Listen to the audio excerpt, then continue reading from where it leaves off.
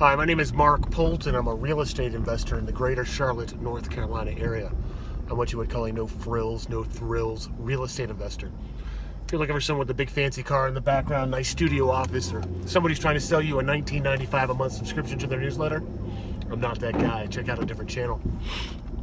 So, I spent an inordinate amount of time, big word, inordinate, watching YouTube videos, reading blogs, trying to stay up on real estate professionals, tax code, and what's kind of trending, in real estate in general. And it got me kind of thinking back to, the early days when I first started in this business. When I first started this business, I started to help people out, and in the same time, make me some money. And I had these idealistic notions that, if you paid your rent on time, I was going to refund you half of your rent in December, help you pay for Christmas, because I wanted to help you out. And, a lot of people were hurting back in, 08, 09. And what I was really doing is I was projecting my value system onto other people. And I'm going to encourage you not to do that. So if my mortgage company told me that, hey, if you pay your mortgage on time, and the mortgage being due on the 1st, we'll refund you half your mortgage payment. My mortgage payment's $1,817. I would do that. I would make sure that it's in every single year, because $900 at the end of the year, for me, that's probably not enough to pay for Christmas. But if you're renting one of our homes for $1,200, $600 is probably a good amount of money that will pay for, if not all, the majority of your Christmas. And I would think people would take advantage of that. And do you know how many times I've sent out a check to, for 50% of the rent in December? I've been doing this since 2008. So 11 years, zero. Not one single person is ever able to pay his rent on time, which is due on the 1st, for an entire year. I did have one Hispanic guy in one of our most expensive homes. It was like $1,600 a month rent. Almost do it. I think he 1 month he paid on the 3rd or something like that instead of the 1st. This guy was religious. And I almost had to pay out $800, which at the time would have hurt us quite a bit. And what I'm trying to say is these are very immature business practices. These are business practices when you have 1, 2, or 3 homes. I had 3 homes at the time. I think up to 5 I was still offering that. At least every so often I would offer that program. However, I'm going to encourage you not to do that. One, it makes you look immature and not professional. You'll never find a professional management company, at least I've never heard of a professional management company doing things like that. I've never heard I've heard of small mom and pop landlords, which I guess I fit into that as well. They do that, but never the professional guys.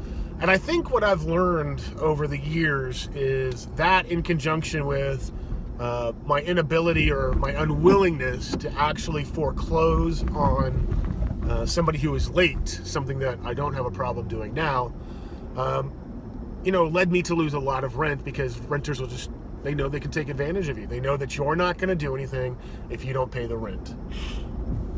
So the two mistakes, I guess, that I made, or I guess they're not, they're mistakes. They cost me a lot of money, is don't offer gimmicky things. I got the idea from Landlording on Autopilot. I don't remember his name, but I will link the book on Amazon in the description below. That was really the first book that I read that had a complete system, and I did his all-star renters program system. It was not all that successful for me. I think it's not something that I really was comfortable doing.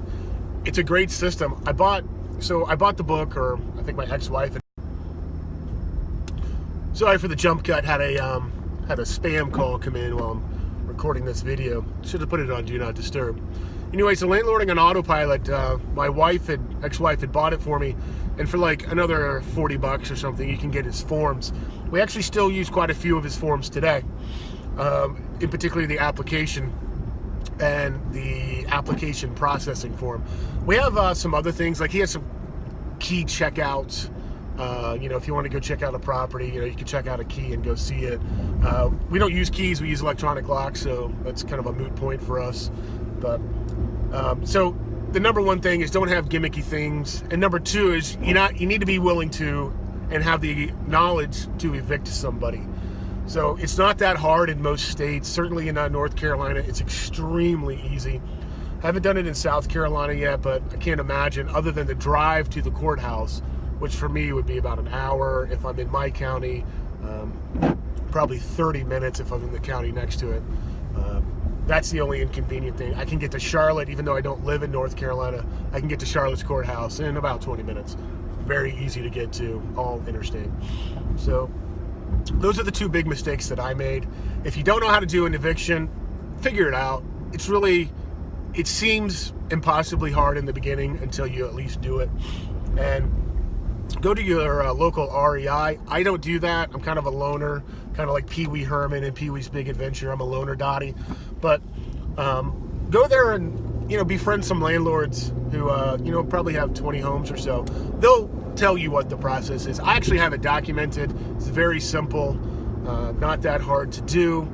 And the one good thing about learning how to do evictions and filing lawsuits, because you are filing a lawsuit in small claims court in most cases, is when a vendor rips you off, it's really not that different to do a small claims for money for breach of contract.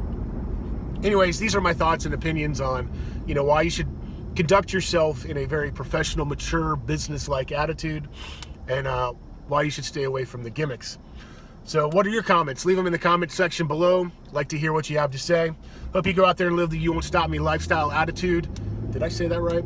Go out there and live the You Won't Stop Me lifestyle. It's all about the attitude of, I'm going to get the knowledge, I'm going to get the experience, I'm going to get the wisdom. If a divorce, natural disaster, or heaven forbid, aliens invade and take it all away, well, you should be able to get it all back again because you have what you need to make that happen. Anyways, I wish you success.